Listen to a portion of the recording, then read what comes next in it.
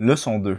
Le déplacement que l'on représente avec delta x ou delta y et la distance parcourue que l'on représente avec delta d.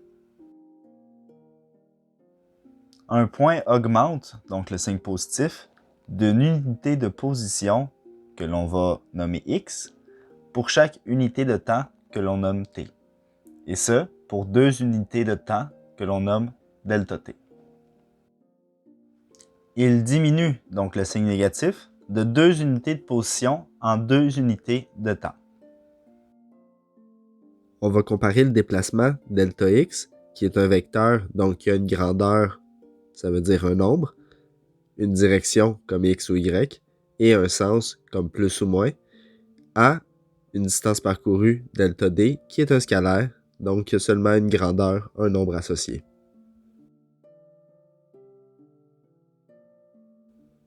On va les comparer à l'aide de plusieurs outils mathématiques, entre autres un tableau, grâce à l'algèbre, à l'aide d'un axe et à l'aide d'un graphique.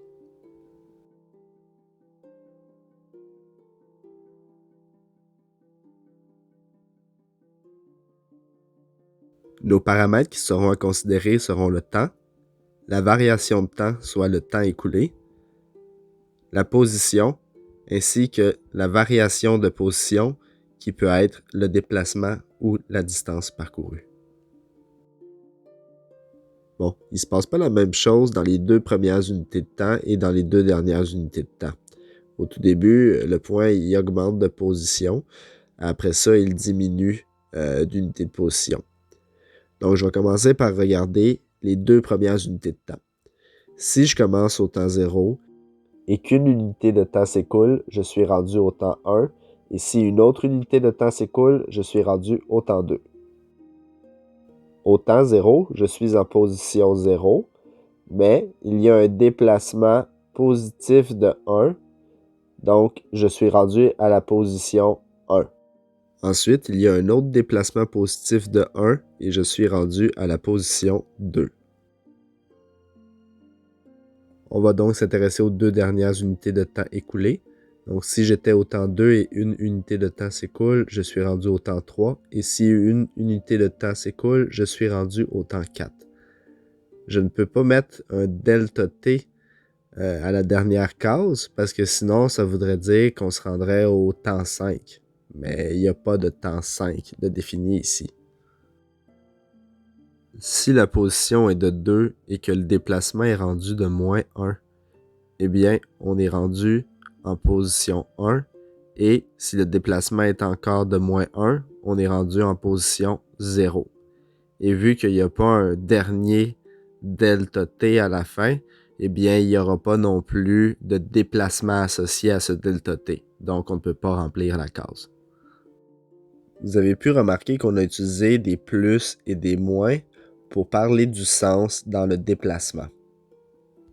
C'est une des caractéristiques d'un vecteur. Là, pour la distance parcourue, delta d, qui est un scalaire, il n'y a pas de sens.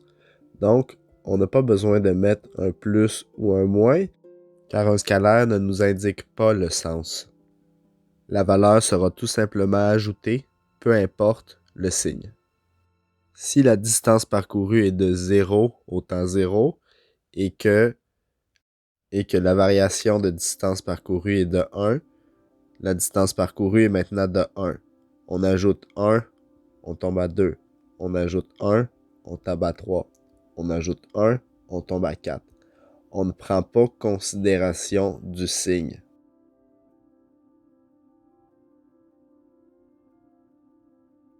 On va utiliser l'algèbre. Si je veux connaître le déplacement total, eh bien, je peux faire la somme de tous les déplacements. Le premier déplacement se nomme delta xi, le second delta x1, delta x2, delta xf. Vous pouvez voir qu'à la valeur de plus 1, j'ajoute la valeur de plus 1, auquel j'ajoute la valeur négative de 1, auquel j'ajoute la valeur négative de 1 pour une somme de 0. Pour trouver le déplacement total, je peux également prendre la position finale et retirer la position initiale. 0 moins 0, ça me donne 0. Pour obtenir la distance parcourue totale, on a fait la somme des déplacements, mais on a fait la somme de la valeur absolue des déplacements.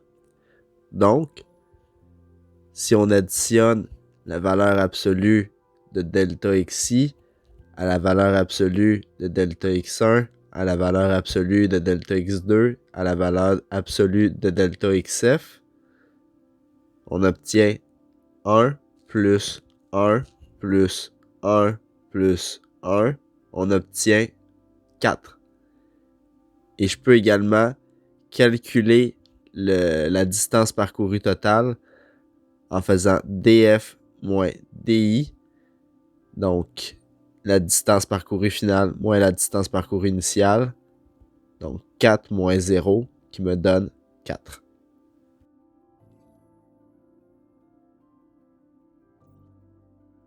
On peut représenter notre point sur l'axe de la position. Donc au temps initial, notre point est à 0, puis il se déplace de plus 1 à la position 1, il est rendu au temps 1, et il se déplace de plus 1 à la position 2, il est rendu le temps 2. Ensuite, il se déplace de moins 1, il est revenu à la position 1 au temps 3, et il se déplace de moins 1, il est arrivé à la position 0 au temps final. Pour la distance parcourue, on peut dire qu'entre TI et T1, il y a une distance de 1. Qu'entre T1 et T2, il y a une distance de 1. Entre T2 et T3, une distance de 1. Et entre T3 et TF, une distance de 1. Mais vu qu'il n'y a pas de sens, on ne peut pas y mettre une flèche. Ce n'est pas un vecteur, c'est un scalaire.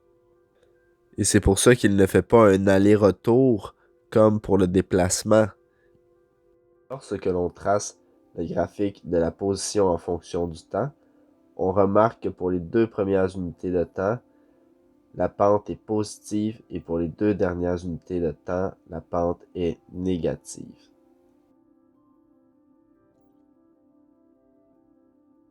Et on peut représenter les coordonnées à l'aide d'un système de couple. Pour le graphique de la distance parcourue en fonction du temps, on voit que la pente est toujours positive.